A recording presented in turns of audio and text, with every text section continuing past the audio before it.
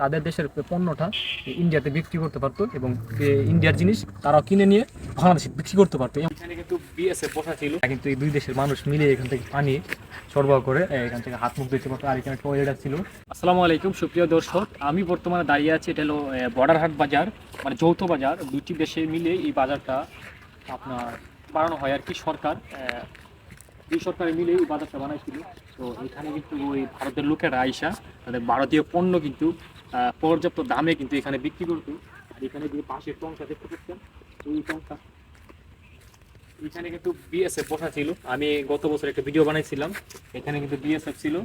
আর এখানে কিন্তু ওই ভারতের নাগরিক যারা আছে তারা কিন্তু আসতো, তাদের তাদের দেশের কসমেটিক, ক্রিম, যেগুলি যাবতীয় জিনিস, সাবান, তেল, অনেক ইন্ডিয়ার অরিজিনাল জিনিস কিন্তু এখানে পাওয়া যেত।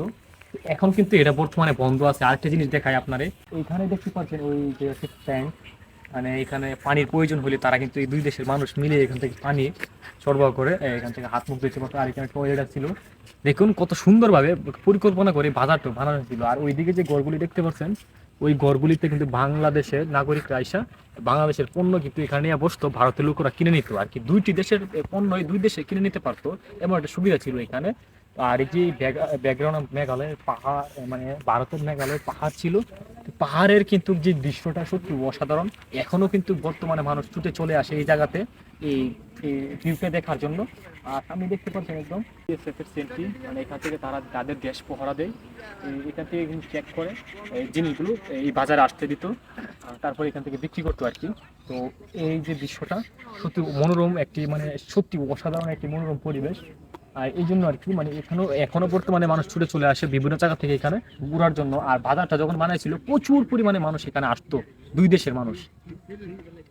তো এখন কিন্তু বর্তমানে বন্ধ আছে। আর এখনো আশেপাশে মানুষ এখনো প্রত্যাশা যে এই যে বাজারটা আবার খুলবে, তাদের আগের মতো ইনকাম হবে। মানে তারা বাজারটা যখন খুলছিল তখন আশেপাশের মানুষ সবাই উন্নতি ছিল, কারণ হলো তারা তাদের দেশের পণ্যটা ইন্ডিয়াতে বিক্রি করতে পারতো এবং ইন্ডিয়ার জিনিস তারাও কিনে নিয়ে বাংলাদেশে বিক্রি করতে পারতো। এমন একটা আয়ের উৎস ছিল এখানে। এই বাজারটা বানাইছিল, ভালোই হয়েছিল। এখন বর্তমানে বন্ধ আছে 5ই আগস্টের পর থেকেই। আবার যদি কোনো সময় খুলে, কোনো সরকার আসলে, তাহলে আমি মনে করি আশাবাদী এই এলাকার মানুষ উন্নত হবে এবং আমাদের পুরোটা সুনামগঞ্জ জেলায় অনেক ভালো হবে আর কি, উন্নত হবে। সারা বাংলাদেশের আশেপাশের যে 0 পয়েন্টের মানুষগুলি আছে তারা সবাই উন্নত হতে পারবে, আশাবাদী। তো আপনাদের মতামত কি? এই বাজারটা খুললে কি আবার উন্নত হবে কি না বন্ধই থাকুক? এই মতামতটা অবশ্যই জানাবেন আপনারা।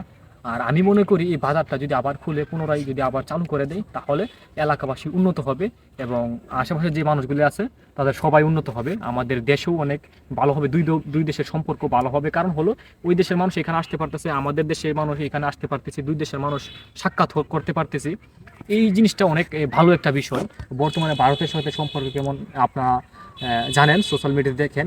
আর আমি মনে করি দুই দেশের মানুষ যখন এক হতে পারবো, তখন কিন্তু আমরা সবাই আগের মতো সুসম্পর্ক বাড়বে, ভালো সম্পর্ক হবে আমাদের। এই হলো বিষয় আর কি। এমন বাজার কিন্তু আপনারা বিভিন্ন জায়গাতে পেয়ে যাবেন। 0 পয়েন্টে এখানে একটা আছে সুনামগঞ্জে, আবার সুনামগঞ্জের সদরে একটি আছে ওই যে নারায়ণতলার দিকে। তো এই যে এই বাজারগুলি, আশেপাশের মানুষগুলি অনেক উন্নত থাকতো, দুই দেশের পণ্য কিন্তু কেনা বেচা করতে পারতো, তার জন্য কিন্তু উন্নত থাকতো আর কি।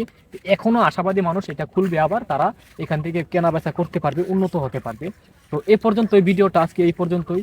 তো এই বাজারের মন্তব্যটা আপনারা করে যাবেন, আবার খুলুক না আপনার না খুললে ভালো হয়, না খুললে ভালো হয়, এটা আপনারা মন্তব্য করবেন। তো এ পর্যন্তই। যারা পুরো ভিডিওটা দেখছেন সকলকে অসংখ্য ধন্যবাদ। ভালো থাকবেন, সুস্থ থাকবেন, আমাদের জন্য দোয়া করবেন।